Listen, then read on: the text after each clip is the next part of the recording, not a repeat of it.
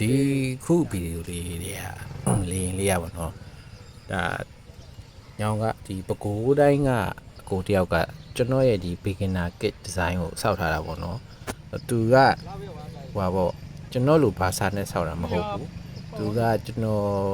ပထမအရင်တော့အမြဲတမ်းပြောနေကြတော့ပဲဒီကိုင်းပွင့်ယူလေးနဲ့ဒီဝါးနဲ့စောက်ထားတာပေါ့နော်သူကကျွန်တော်ဒီအဲ့တော့ beginner kit ဝယ်သွားတယ်ပေါ့ဝယ်ပြီးတော့ beginner kit ကိုလည်းသူစောက်တယ်ပြီးတော့အဲ့ဒီ plan ကိုပဲတုံးပြီးတော့ပုံစံတူဒီဝါးနဲ့ကိုင်းမွေကိုတုံးပြီးသူစောက်ခဲ့တာပေါ့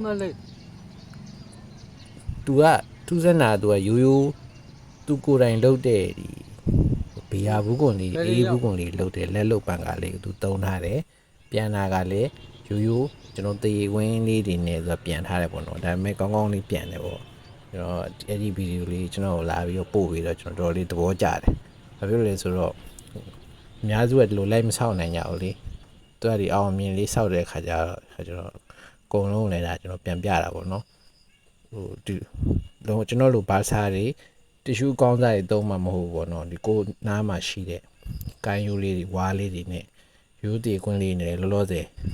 ပြန်အောင်ဆောက်လို့ရတယ်ပေါ့နော်နောက်ပိုင်းကျတော့မှငွေကြေးရနေငယ်စုဆောင်ပြီးတော့မှလိုအပ်တဲ့ဒီ hobby ပစ္စည်းတွေဝယ်ပြီးတော့ဆောက်လို့လည်းရတယ်ပေါ့နော်လောလောဆယ်ဘာမှမရှိသေးရင်ဒီလိုမျိုးတွေဆောက်ထားလို့ရပါတယ်လို့အားလေးကျွန်တော်ပြောချင်လို့ပါ